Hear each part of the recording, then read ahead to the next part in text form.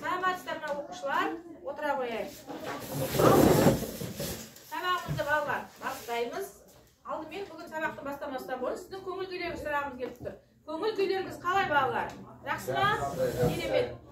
Жарайсыңдар. Көңіл күйлерің керемет болса, бүгінгі сабақта да көңіл күйлеріңіз өте тамаша болады деген ниеттемін балалар. Алдымен бүгінгі сабағымызды бастамас бұрын бейне материалға, видеоға назар аудара қойыңыздар балалар.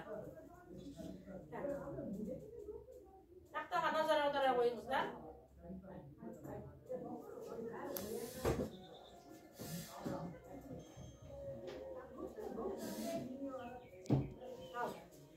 Қараймыз, не туралы екен қарап отырамыз балалар.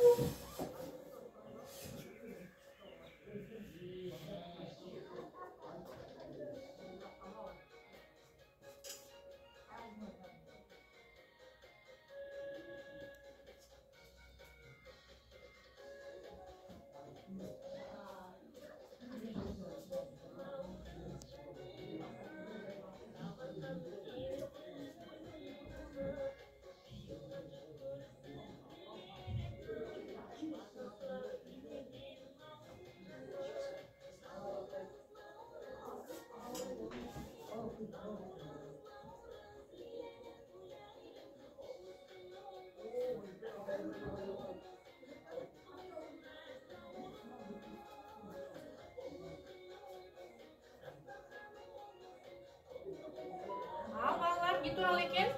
Бұл бейнебаян, бұл Наурыз мейрамы туралы екен, я? Олай болса, бүгінгі тақырыбымыз қалай деп ойлайсыздар балалар? Қандай тақырыпта деп ойлайсыздар? Бүгінгі сабағымыз тақырыбы Наурыз туралы болмақ, я? Өте дұрыс айтасыздар балалар. Бүгінгі тақырыбымыз Наурыз, ұлыстың ұлы күні деген балалар тақырыбымыз. Біздер білеміз ғой, Наурыз қай уақытта тойланады деп балалар? Наурыз 22-ші Наурызда тойланады. Міне дұрыс балалар. Наурыз 22-ші Наурызда тойланады. Сол Наурыз ұлыстың ұлы күні туралы біз бұрыннан да білеміз ғой балалар, солай ма?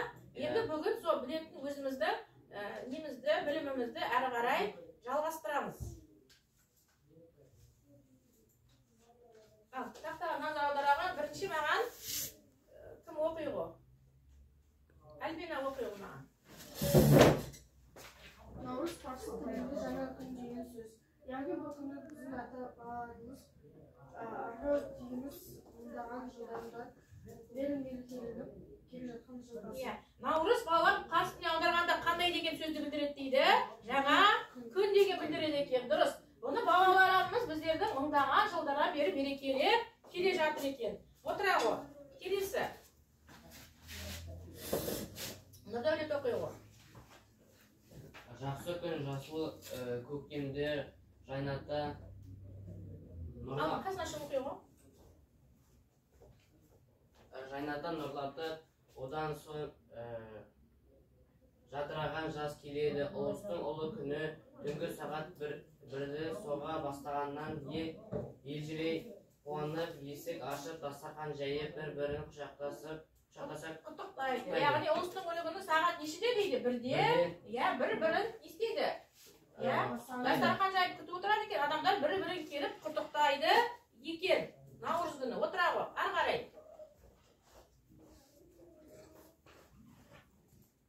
Келесі, Нұртас оқи ғой. Бұл күні ешқандай болмауы керек. Әрбір адам иман-жүзділік көрсетіп, қуанышын білдіріп, күлімдей сүйініп бар, жақсылығын жайып салып, жадырап жүруге міндетті. Яғни бұл Наурыз күні бала бір-бірімізге ренжуге бола ма? Жоқ, бір-біріміздің реніштен не істеу керек? Болмау керек. Ренішіміз болса бір-бірімізді кешіріп, бұл күні бар жақсылықты жайып салған күнде бәріміз жадырап не істеп жүруіміз керек екен? Көңілді қуанып жүруіміз керек екен. Отыра ғой. Ары қарай. Ерас оқи ғой. Бұл күні күн мен күн тиіп, одан былай күн түннен ұзара береді. Күн түннен ұзарады. Бүгіннен бастап балалар не істейді екен? Күн, 22 наурыздан бастап күн ұзарады, түн қысқарады екен. Отыра ғой балалар. Міне балалар, бұл біздің ұлыстың ұлы күні әз Наурыз деп атайтын өзіміздің ұлттық үлкен неміз екен балалар? Мейрамымыз екен. Біз жылда бұл мейрамды не істейміз балалар? Сынып болып, өзіміздің еліміз болып тойлаймыз. Наурыз мерекесін сіздер қарсылап көрдіңіздер ма? Шығып көрдіңіздер нелер ұйымдастырады балалар? Әртүрлі ұлттық ойындар ұйымдастырады, әртүрлі жаңа ұлттық тағамдар сатылады, иә?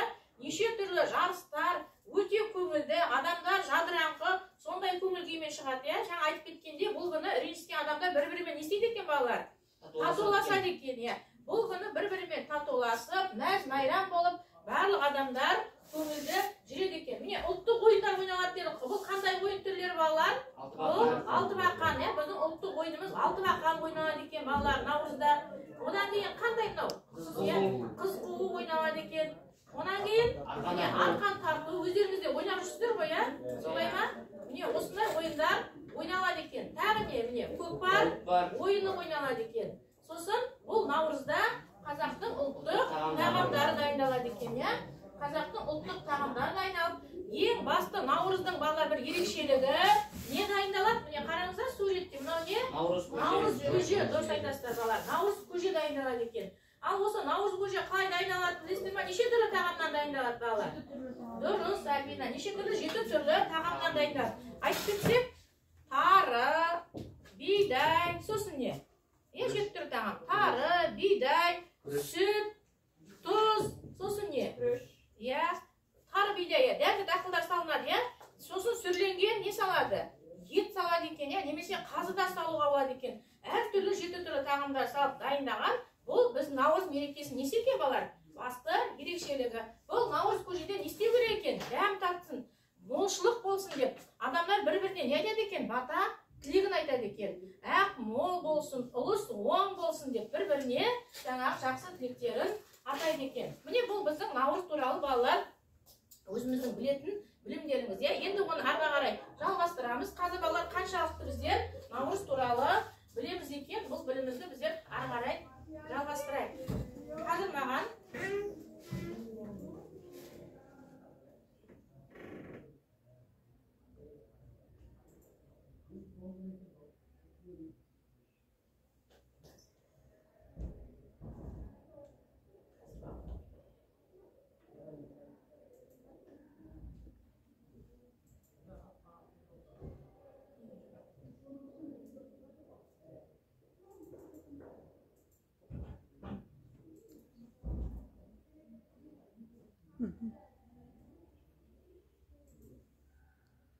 жақсы. Былай қарай қояйық балалар. Қазір маған тақтаға кім шығады?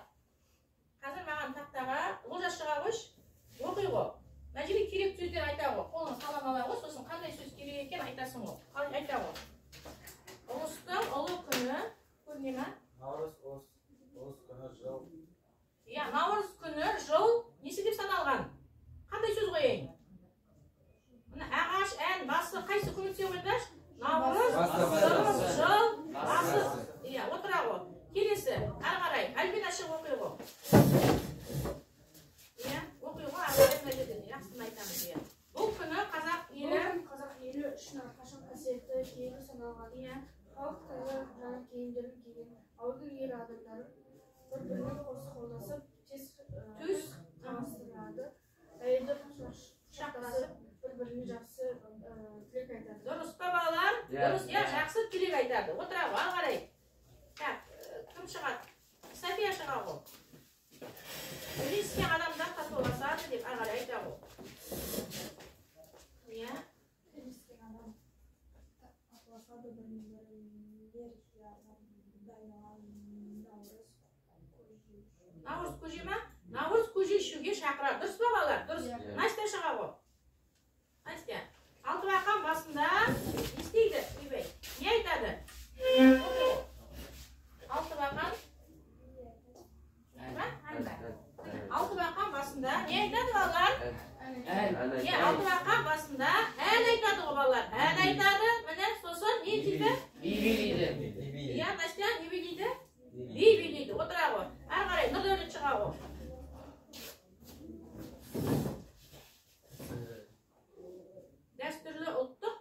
Дәстүрлі ұлттық ойындарды көкпар, аудараспақ, күрес, қыз қуу, алтыбақан ойнайды. Ойнайды, дұрыс, отыра ғой. Келесіге кім шығады? Терасы шыға ғой. Жастар? Басы? Жастар, оқи ғой, жастар.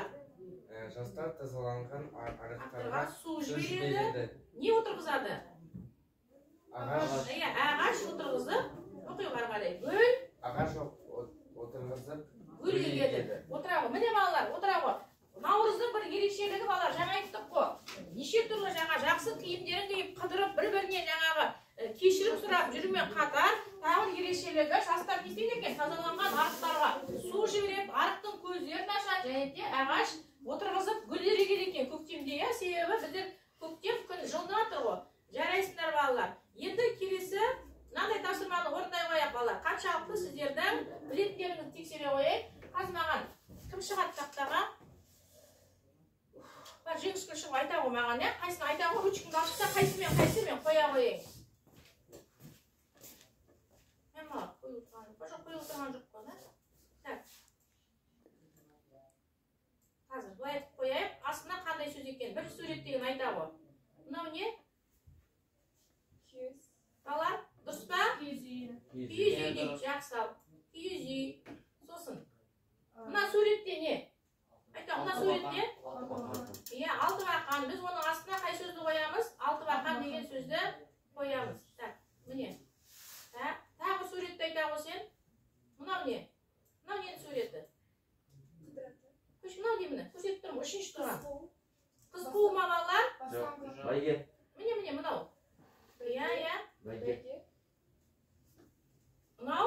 Бәйге ғой балалар. Бәйге. Қыз қуу емес, бұл бәйге. Так, жақсы мына ең соңғысын айта ғой. Қыз қуу. Так, отыра ғой. Қыз қуу қайда кетіп қалды? Отыра ғой. София шығауыш. Так, айта ғой. Так, мынаны София айта бер, мен астына қоям ғой. Бірінші не айта ғой достар? Наурыз көже, дұрыс. Так, мынау не? Мен қойып атқан мынау не? Бата беріп атқаны, жарайды, мынау? Так, ұлттық тағамдар. Мынау? Бастан жасайды екен балалар, жастар, өздері қалып. Ал мынаны астына қандай сөзді қоямыз қазір? Қыдыр атаны қояйық. Ал жақсы. Міне дұрыс та балалар, Софияға қол соғып қоя қояйық. Бұл жаңағы бізге наурыз неге байланысты, наурыз қалай тойланады деген сұраққа беріп атқан жауабымыз екен. Жарайсыңдар балалар, енді сіздерге мынандай тапсырма берейін. Так, өз жұбыңды таптық балалар, сәйкестендіре қоясыздар. Мына жерде өздеріңіз бөліп ала қояңыздар, мынаны, сосын жұбыңызды тауып тақтаға апарып жазыстыра қоясыздар. Өздеріңіз бөліп ала қоясыздар.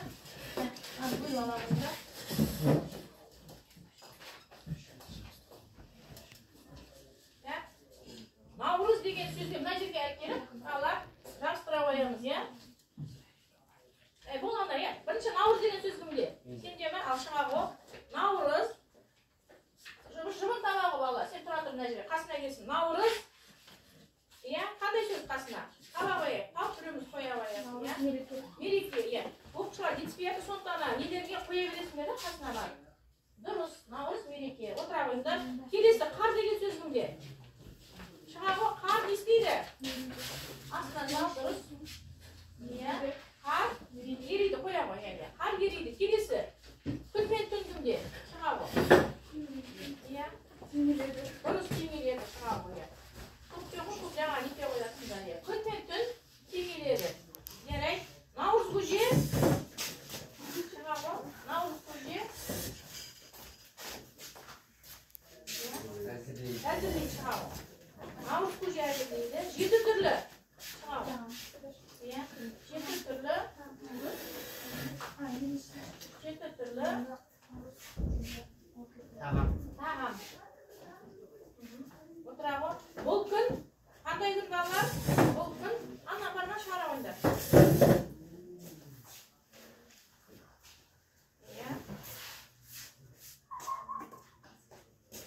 Бұл күн. Мереке. Бұл күн мереке екен. Яғни бұл 22 наурыз күні біздер не істейміз екен балалар? Демалыс, бізге мейрам, мереке екен. Өте дұрыс балалар. Жақсы жұмыс істедіңіздер. Енді келесі топтық жұмыс, 2 топ бойынша мынандай тапсырма балалар сіздерге. Birinchi to'p